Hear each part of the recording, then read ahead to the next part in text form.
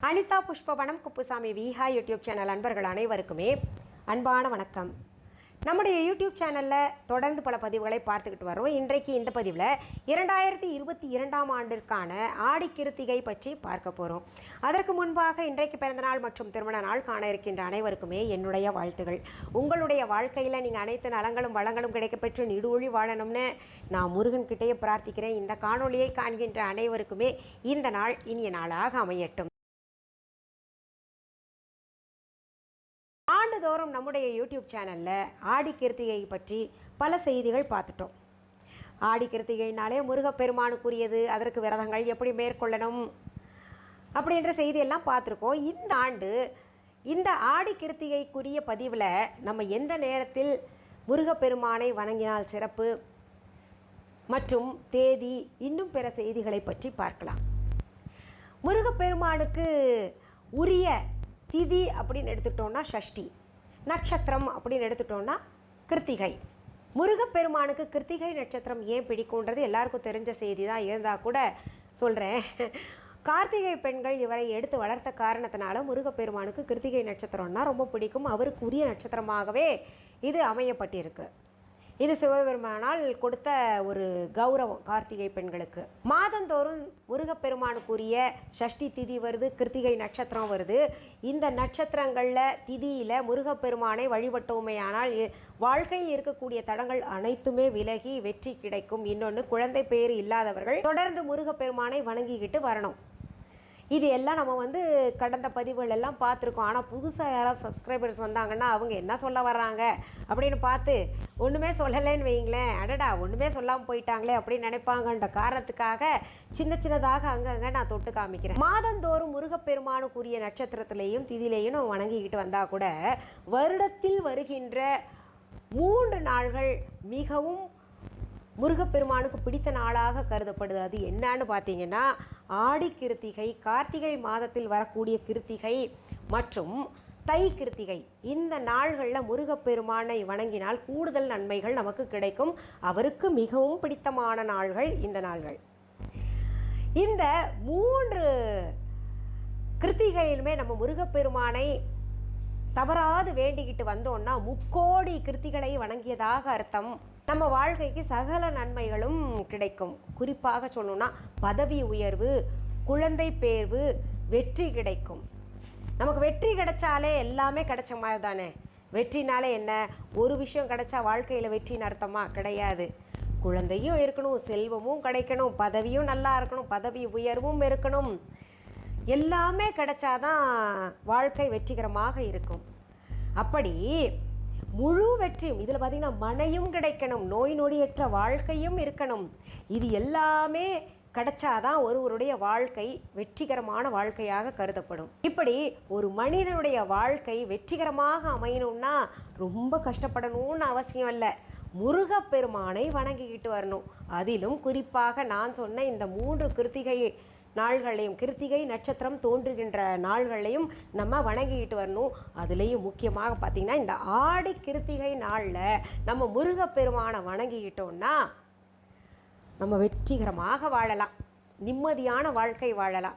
முருகப்பெருமானுக்கு வீட்டிலே விசேஷமான பூஜைகள் ஏதாவது இருக்கா அப்படின்னு கேட்டிங்கன்னா இருக்குது, அது சொல்லலாம். ஆனால் கோயிலுக்கு கட்டாயம் போகணும். ஏன்னா 3 வருஷமாக இந்த கொரோனா காரணத்தினால முருகப்பெருமான் கோயிலுக்கு போக முடியல. அவருக்கு வேண்டுதல்கள் வைத்து அலகு குத்தி போகிறவங்க ரொம்ப வருத்தப்பட்டாங்க. காவடிகள் எடுத்துகிட்டு போகிறதுக்கு முடியலையேன்னு வருத்தப்பட்டாங்க. பாத யாத்திரை போக முடியலேன்னு வருத்தப்பட்டாங்க.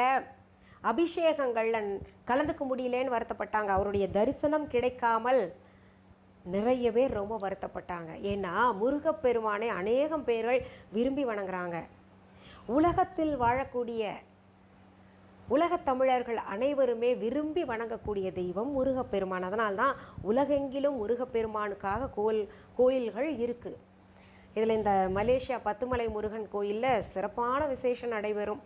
அதுலேயும் இந்த பழனி, திருச்செந்தூர் முருகன் கோயில், அறுபடை வீடு கோயில்கள் அத்தனையிலுமே ரொம்ப விசேஷமான பூஜைகள் எல்லாமே நடைபெறும். அந்த பூஜையில் எவ்வளவு கூட்டம் இருந்தாலும் பரவாயில்ல, அவருடைய முக தரிசனம் கிடைக்கணுன்றதுக்காக முண்டி அடிச்சுக்கிட்டு போய் ஒரு க்ஷண நேரத்தில் அவர் முகத்தை பார்த்து தரிசனம் செய்து மனநிறைவோடு வந்துட்டாங்கன்னா அவங்க வாழ்க்கையில் எல்லாமே கிடச்சிரும் இனிமே அப்படின்ற ஒரு நம்பிக்கையோடு வாழ்ந்துக்கிட்டு இருக்காங்க. அப்பேற்பட்ட ஒரு சக்தி வாய்ந்த கடவுள் இந்த முருக கடவுள். அவர்கிட்ட கேட்ட வரம் நமக்கு உடனே கிடைக்கும். அவருக்கு வள்ளல்ன்ற பேரும் இருக்குது. ஆடி கிருத்திகை நாள் அன்னைக்கு வீட்டிற்கு உள்புறமும் வெளிப்புறமும் சுத்தமாக வைத்து வாசலில் கோலமிட்டு மாயில தோரணம் எல்லாம் கட்டி மங்களகரமாக வீட்டை வச்சுக்கோங்க. பூஜை அறையில் முருகப்பெருமானுடைய படத்தை சுத்தம் செய்து ஒரு மணை மேலே வச்சுக்கோங்க. அவருக்கு விளக்கு ஏற்றிருங்க. காலையில் இதெல்லாம் செய்ய ஆரம்பிச்சிருங்க. காலையிலே விளக்கு ஏற்றணும். அது ரெகுலராக என்ன பண்ணுறீங்களோ அது பண்ணிக்கோங்க. அதற்கு பிறகு முருகப்பெருமான் இருக்கக்கூடிய கோயிலுக்கு போயிட்டு வாங்க. எங்களுக்கு பக்கத்தில் கோயில் எதுவுமே கிடையாதுங்க, என்ன பண்ணலாம் அப்படின்னு கேட்டிங்கன்னா, கோயில்ன்றது பொதுவாகவே நிறைய பேர் ரொம்ப பெரிய கோயிலுக்கு போனால் தான் கோயில்னு நினைக்கிறாங்க. அப்படி கிடையாது. பக்கத்தில் சின்ன கோயிலாக இருந்தால் கூட, முருகப்பெருமானுடைய விக்கிரகம் சின்னதாக வச்சுருந்தா கூட, இல்லை படத்தை வச்சு கூட ஒரு சில இடங்களை இத்தினூடு இடத்துல வணங்குவாங்க. அந்த மாதிரி இடமாக இருந்தால் கூட போயிட்டு வாங்க. அதற்கு பிறகு மாலை நேரத்தில் அல்லது உங்களுக்கு வசதிப்பட்டால் காலை நேரத்திலேயே முருகப்பெருமானுக்குரிய பூஜைகள் செஞ்சுக்கோங்க. இந்த பூஜையை எப்படி துவங்கணும்னா, விரதத்திலிருந்து துவங்கலாம். விரதம் மேற்கொள்ள முடியும் அப்படின்னு நினைக்கிறவங்க மட்டும் விரதத்தை மேற்கொள்ளலாம். மற்றவங்கெல்லாம் இதில் குறிப்பாக சொல்லணும்னா கர்ப்பிணி பெண்கள், குழந்தைகள், வயதானவர்கள், நோயுற்றவர்கள் எல்லாம் விரதம் மேற்கொண்டும் பயனில்லை. அதனால் பூஜை மட்டுமே செய்தால் போதுமானது. பலமுறை சொல்லியும் கர்ப்பஸ்திரீகள் நிறைய பேர் கமெண்ட்டில் கேட்டுட்டு இருக்கீங்க, விரதம் மேற்கொள்ளலாமா அப்படின்னு. வேண்டாம். அதனால் என்னுடைய வேண்டுதல்கள் நிறைவேறணும், அதனால் நான் விரதம் இருக்க முடியும் அப்படின்னு நினைக்கிறவங்க மட்டுமே விரதத்தை மேற்கொள்ளணும். விரதம் இருந்துக்கிட்டு பசிக்குதேன்னு நினச்சிக்கிட்டு அடிக்கடி ஏதாவது வாயில் போட்டுக்கிட்டு இருந்தால் அதுக்கு பேர் விரதம் கிடையாது. பசிக்குதே அப்படின்னு ஏங்கிக்கிட்டு இருந்தோன்னா விரதம் இருந்தும் புண்ணியம் கிடையாது. அதனால் விரதம் மேற்கொள்கிறவர்கள் காலையில் ஒன்றும் சாப்பிடக்கூடாது, பால் சாப்பிட்டுக்கலாம். இப்போ நிறைய பேர் காஃபி டீ சாப்பிட்லாமா, இல்லாட்டி எங்களுக்கு விடியவே மாட்டேங்குதுங்க அப்படின்னு சொல்கிறீங்கள, அவங்க வேணால் காஃபி டீ சாப்பிட்டுக்கோங்க. அதற்கு பிறகு நீங்கள் சாப்பிடவே கூடாது. இப்போ ஒரு சிலருக்கு ஒரு கேள்வி எழலாம், நாங்கள் காலை நேரத்தில் பூஜை பண்ண முடியாதுங்க, சாயந்தரம் தான் செய்ய முடியும், அப்போ நைவேத்தியத்தை எப்படி படைக்கிறது அப்படின்னு கேட்டிங்கன்னா, காலை பொழுதில் எப்போவுமே நைவேத்தியத்தை பகவானுக்கு படைச்சிடணும். ஏன்னா நம்ம சாப்பிட்றது மாதிரி தான். அதனால் காலை பொழுதில் நைவேத்தியத்தை படைச்ச அந்த உணவைத்தான், பழங்களைத்தான், இல்லை பாலோ இல்லை பஞ்சாமிரதம் படைக்கிறீங்களா, முருகப்பெருமானாலே பஞ்சாமிரதம் தானே, அப்படி செஞ்சு நீங்கள் படைச்சிங்கன்னா அதை நீங்கள் மதிய பொழுதில் ஒருவேளை உணவாக விரதம் மேற்கொள்கிறவங்க சாப்பிட்டுக்கோங்க. இதில் சமைத்து ஏதாவது படைக்கணும் அப்படின்னு நினைக்கிறவங்க உப்பில்லாமல் சமைத்து முருகப்பெருமானுக்கு படைக்கணும். அது நாளடைவில் அந்த உப்பு இல்லாமல் சமைக்கணுன்ற விஷயமே இல்லாமல் போயிடுச்சு. அதனால் முருகப்பெருமானுக்கு உப்பு போட்டே சமைச்சு படைக்கிறாங்க. பொதுவாகவே முருகப்பெருமானுக்குரிய வழிபாட்டில் நாம் எதை செய்து வைத்தாலும் உப்பில்லாமல் செய்து அதைத்தான் நம்ம சாப்பிடணும். நமக்கு உப்பு தனியாக சேர்த்துக்க கூடாது. அதில் கொஞ்சம் கவனமாக இருங்க. அப்போ தான் கூடுதல் பலன்கள் கிடைக்கும். ஏன்னா நம்ம விரதம் மேற்கொள்கிறதே ஒரு வேண்டுதல் நிறைவேறணும்னு நம்ம பசியால் இருந்துக்கிட்டு முருகப்பெருமான்கிட்ட வேண்டி நிற்கிறோம். அடுத்தது சுவை தரக்கூடிய உப்பையும் நம்ம போடாமல் சாப்பிட்டோம்னு வைங்களேன், முருகப்பெருமானுடைய மனம் இறங்கி அவர் நம்முடைய நியாயமான கோரிக்கைகளை, வேண்டுதல்களை நிறைவேற்றி வைப்பார். கட்டாயம் நிறைவேற்றுவார். இப்படி முருகப்பெருமானுடைய அருள் பெற்று நிறைய பேர் வாழ்க்கையில் இன்னைக்கு நல்லபடியாக வாழ்ந்துக்கிட்டு இருக்காங்க. எத்தனையோ காலம் இந்த குழந்தை இல்லாமல் சஷ்டி விரதம் மேற்கொண்டு குழந்தை பிறந்துருச்சுங்க அப்படின்னு நம்ம கமெண்ட்ஸ்லேயே சொல்லியிருக்காங்க, போய் பாருங்கள். திருமணம் ஆகாதவர்கள் முருகப்பெருமானை நான் வேண்டினேங்க, சஷ்டியில் நீங்கள் சொன்ன மாதிரி வேண்டினேன், இல்லை கிருத்திகை போன ஆடி கிருத்திகையில் வேண்டினேன், இந்த வருஷம் நல்ல வரன் கிடச்சி நல்லா இருக்கேன் அப்படி நோய் நொடியில் வாழ்ந்து கொண்டிருப்பவர்கள், பதவி உயர்வு கிடைக்காதவர்கள் மற்றும் வீடு மனை பிரச்சனை இருக்கக்கூடியவர்கள் அத்தனை பேருமே முருகப்பெருமானுக்கு வேல் பூஜை செய்யுங்க. வேல் வீட்டில் வச்சுருந்தீங்கன்னா, கருங்காலி வேலாகட்டும் அல்ல பித்தளையில் இருந்ததுன்னா அதற்கு காலையிலேயே அபிஷேகம் செய்து அரளிப்பூ மலர்களால், செவ்வரளி இருக்கு இல்லையா, அந்த பூவை தான் பயன்படுத்தும். முருகப்பெருமான் செவ்வாயின் அதிபதி. செவ்வாய் சிகப்பு நிறத்தில் தான் இருக்கும். முருகப்பெருமானுக்கும் சிகப்பு நிறத்தில் தான் பூச்சூட வேண்டும். சிகப்பு நிற துணியை விரித்து தான், சிலை இருந்ததுன்னா சிகப்பு வஸ்திரத்தை அவருக்கு சாத்திக்கோங்க. மனையிலையோ சிகப்பு துணியை விரிச்சுக்கிட்டு பூஜை செய்யணும்.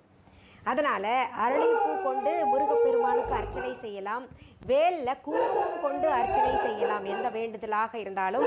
அதே போல் பாருங்கள் ரோமியோ எப்படி கத்துற, யாராவது கேட்டு திறந்தா இப்படி தான் கத்துவார்.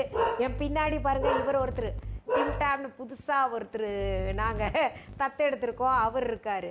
வேல் வைத்து குங்கும அர்ச்சனை செய்தவர்கள் அந்த குங்குமத்தை எடுத்து பூசிக்கிட்டு வாங்க. கல்யாணம் ஆயிடுச்சுன்னா அவங்கெல்லாம் பூசிட்டு வந்தீங்கன்னா தீர்க்க சுமங்கலியாக வாழ்வார்கள். இதே நோய் உள்ளவர்கள் மற்றும் ஒரு சிலர் பார்த்திங்கன்னா விபூதி அர்ச்சனை செய்யணும்னு நினைப்பாங்க. விபூதியால் முருகப்பெருமானுக்கு உள்ள பாடல்கள் பாடிட்டு அர்ச்சனை செய்தீங்கன்னா அதை தினமுமே வச்சுக்கிட்டு வாங்க. நோய் எந்த இடத்துல இருக்கோ இந்த அர்ச்சனை செய்த விபூதியை கொண்டு பூசிக்கிட்டு வாங்க. உங்களுடைய நோய் காலப்போக்கில் இருந்த இடம் தெரியாமல் போய்விடும். இது உறுதி, நம்பிக்கையோடு செய்யுங்க.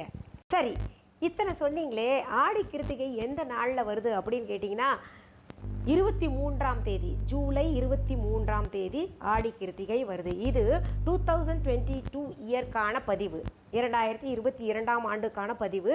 ஜூலை 23 தான் ஆடி கிருத்திகை. முழுவதுமாக கிருத்திகை நட்சத்திரம் இருக்குது. அதனால் நீங்கள் காலையிலையும் பூஜை செய்யலாம், நேரம் இல்லைன்னு நினைக்கிறவங்க மாலையிலையும் பூஜை செய்து கொள்ளலாம். விரதத்தை எப்போ விடணும் அப்படின்னு கேட்குறவங்க மாலை நேரத்தில், அதாவது இரவு நேரத்திலேயே விரதத்தை விட்டுடலாம். யாருக்காவது கோயிலுக்கு போயிட்டு வாங்க, கட்டாயம் முருகன் கோயிலுக்கு. அப்புறம் யாராவது ஏழைகளை பார்த்தீங்கன்னா வீட்டில் சாப்பாடு செஞ்சுட்டு பொட்டலத்தை எடுத்துகிட்டு போங்க. வழியில் போகிறப்போ யாருக்காவது கொடுங்க, 2 பேருக்காவது கொடுத்து சாப்பிட்டோன்னா அதற்குரிய முழு பலனும் நமக்கு கிடைக்கும். ஆடி கிருத்திகை நாள் அன்றைக்கி முருகப்பெருமானுக்கு உரிய வழிபாட்டில் நம்ம முருகப்பெருமானுக்கு சொல்லக்கூடிய மந்திரங்கள், அவருடைய மூல மந்திரம் சொன்னால் ரொம்ப நல்லது. பொதுவாகவே எந்த தெய்வத்திற்கும் மூல மந்திரம், பீஜ மந்திரம் சொன்னோம்னா சக்தி வாய்ந்ததாக இருக்கும். நம்ம ஏற்கனவே பார்த்திங்கன்னா கந்தர் அனுபூதி, கந்த சஷ்டி கவசம் இதெல்லாம் தெரிஞ்சுக்கிட்டு பாடிக்கிட்டு வரோம், திருப்புகழ் எல்லாமே தெரியும்.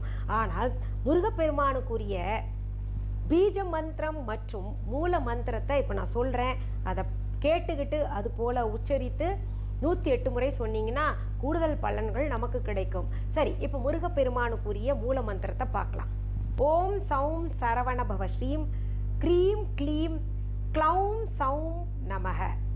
இந்த மந்திரத்தை 108 முறை சொல்லுங்கள். பூஜை அறையில் தான் உட்காந்து சொல்லணுன்றது அவசியம் இல்லை. நீங்கள் பூஜை அறையில் மந்திரத்தை 9 முறை 11 முறை சொல்லி ஆரம்பிச்சுக்கிட்டு நீங்கள் வேலை செஞ்சுட்டு இருக்கும்போது மனசில் அந்த மந்திரத்தை சொல்லிக்கிட்டே இருங்க. சரி, இன்றைக்கு இந்த பதிவில் ஆடி கிருத்திகை பற்றி பார்த்தோம். இந்த பதிவை உங்களுடைய ஃப்ரெண்ட்ஸ் ரிலேட்டிவ்ஸ்க்கெல்லாம் ஷேர் பண்ணுங்கள். நீங்கள் செய்கிற ஷேர்னால் அவங்க பூஜை செய்து அவர்களுக்கும் பலன் கிடைக்கும், உங்களுக்கும் கிடைக்கும். இன்னொன்று, இந்த பதிவை முடிக்கிறதுக்கு முன்னாடி நம்ம விஹா ஆன்லைன் பற்றி சொல்கிறேன். விஹா ஆன்லைன் என்பது எங்களுடைய ஆன்லைன் ஷாப். இது வரைக்கும் யாராவது Viha online shopping app download பண்ணலைன்னா உடனே ப்ளே ஸ்டோர், ஆப் ஸ்டோருக்கு போயிட்டு தம்ப்நெயிலில் கொடுக்கப்பட்டிருக்கின்ற விஹா ஆன்லைன் என்கின்ற ஸ்பெல்லிங் பார்த்துட்டு டெக்ஸ்ட் பண்ணுங்கள், டவுன்லோட் பண்ணிக்கோங்க. அப்படி இல்லைன்னா டிஸ்கிரிப்ஷன் பாக்ஸ் ஓப்பன் பண்ணுங்கள், அதில் விஹா ஆன்லைன் ஷாப்பிங் ஆப்க்கான லிங்க்ஸ் தரப்பட்டு இருக்குது, அதை டவுன்லோட் செஞ்சு வச்சுக்கோங்க. இது தவிர viha.online என்கின்ற இ-காமர்ஸ் வெப்சைட்டும் நான் நடத்திக்கிட்டு வர்றேன். அதுலேயும் பொருள்கள் போய் பார்க்கணுன்னா பார்த்துக்கலாம், இல்லை பொருள் ஆர்டர் பண்ணணுன்னா அதுலேயும் பண்ணிக்கலாம். பொருள்களை நேரில் பார்த்து வாங்கணும் அப்படின்றவங்களுக்காக சென்னை ராஜா அண்ணாமலைபுரத்தில் விஹா ஷாப் நடத்திக்கிட்டு வர்றோம்.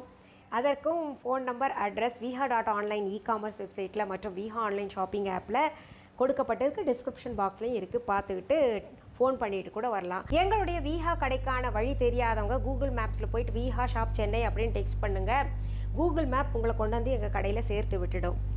இன்னும் சில முக்கியமான தகவல்களை சொல்கிறேன். விஹா கடைக்கென்று கிளைகள் எங்கேயுமே கிடையாது. உங்கள் ஊரில் அல்லது உங்கள் நாட்டில் என்னுடைய பெயர், புகைப்படம், வீடியோவை பயன்படுத்திக்கிட்டு யாராவது விஹா கடை தாங்க அப்படின்னு வேறு ஏதாவது விஹான்ற பேர் வச்சுருந்தாங்கன்னா, கொஞ்சம் மாற்றத்தில் செய்து வச்சுருந்தாங்கன்னா அதற்கும் எனக்கும் தொடர்பு கிடையாது.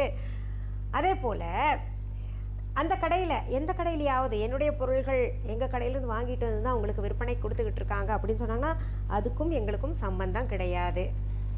ஏன்னா இதெல்லாம் நடந்துக்கிட்டு இருக்கு, அதனால தான் நான் சொல்கிறேன். நான் புதுசாக எடுத்து கொடுக்கல, இதெல்லாம் ஒவ்வொன்றும் நடந்துகிட்ருக்கிறத நாங்கள் சட்டப்படி நடவடிக்கை எடுத்து தடுத்து நிறுத்திக்கிட்டு தான் வர்றோம்.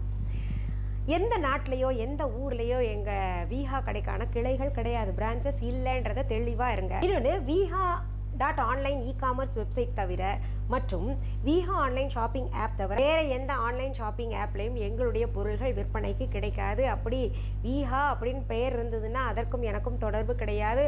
இதை ஏன் சொல்கிறேன்னா, என்னோடதுன்னு நினச்சி நீங்கள் வாங்கிக்கிட்டு நீங்கள் ஏமாந்துடக்கூடாது, என்னையும் திட்டக்கூடாது. ஏன்னா எங்களுடைய பொருள்கள் எல்லாம் நான் கெமிக்கல் ப்ராடக்ட்ஸ் நான் தயாரித்து கொடுத்துக்கிட்டு இருக்கிறேன். என்ன தயாரித்து கொடுத்துட்ருக்கேன்னு போய் பாருங்கள். சக்தி வாய்ந்த பூஜை பொருள்கள் இருக்குது, இன்னும் பல பொருள்கள் இருக்குது. ஏகப்பட்ட அரிசி வகைகள் பார்த்திங்கன்னா கிட்டத்தட்ட ஒரு 40-45 வகையான அரிசி வகைகள், பாரம்பரிய அரிசி வகைகள், எல்லாரும் மறந்து போன அரிசி வகைகள் எல்லாம் கூட விற்றுக்கிட்டு இருக்கிறோம். உடம்புக்கு ஆரோக்கியத்தை, ஆற்றலை தரக்கூடியது எல்லாமே. ஆனால் நிறைய பேர் அதை பார்க்கலன்னு நினைக்கிறேன். போய் பாருங்கள், என்ன கொடுக்குறேன்னா பாருங்கள். போலிகளை தவிர்ப்பதற்காக நீங்கள் விஹா ஆன்லைன் ஷாப்பிங் ஆப்பை டவுன்லோட் பண்ணிக்கோங்க. சரி, மீண்டும் அடுத்த பதிவில் சந்திக்கலாம். அது வரைக்கும் நன்றி, வணக்கம். அன்பான வாடிக்கையாளர்களே, உங்கள் விஹா ஸ்டோரில் பூஜை பொருட்கள், சிலைகள், ராசிக்கற்கள், வாஸ்து பொருட்கள், விதைகள், பாரம்பரிய அரிசி வகைகள், சிறுதானியங்கள், ஆர்கானிக் பொருட்கள், மூலிகை எண்ணெய், மளிகை பொருட்கள், மரச்செக்கு எண்ணெய், மரப்பொருட்கள், வெள்ளி ஆபரணங்கள், கிஃப்ட் ஆர்டிகல்ஸ், காட்டன் மற்றும் பட்டு புடவைகள், காட்டன் சுடிதார்கள், பட்டு பாவாடை, குழந்தைகளுக்கான விளையாட்டு பொருட்கள், ஹை குவாலிட்டி இமிடேஷன் நகைகள், வீட்டு உபயோக பொருட்கள், ஜூட் பேக்ஸ், ஹேண்ட்மேட் சோப்ஸ், அழகு சாதன பொருட்கள், சிறுதானிய பிஸ்கெட்டுகள், ஹோம் அப்ளையன்சஸ், இன்னும் பற்பல பொருட்கள் விற்பனைக்குள்ளது. விஹா ப்ராடக்ட்களை நீங்கள் வாங்க விரும்பினால் அது எங்களுடைய viha.online வெப்சைட் மற்றும் சென்னை ராஜா அண்ணாமலைபுரத்தில் உள்ள எங்கள் விஹா ஸ்டோரில் மட்டுமே கிடைக்கும் என்பதை தெரிவித்துக் கொள்கிறோம். வேறு எந்த ஆன்லைன் வெப்சைட்களிலும் விஹா ப்ராடக்ட்கள் விற்பனைக்கு கிடையாது என்பதை நீங்கள் கவனத்தில் கொள்ள வேண்டும். எங்கள் விஹா ஸ்டோரின் விலாசத்தை கண்டறிய கூகுள் மேப்ஸில் விஹா ஸ்டோர் என்று டைப் செய்தால் வழியை கண்டறியலாம். www.viha.online வெப்சைட்டிலும் விஹா ஸ்டோரின் அட்ரஸ் உள்ளது.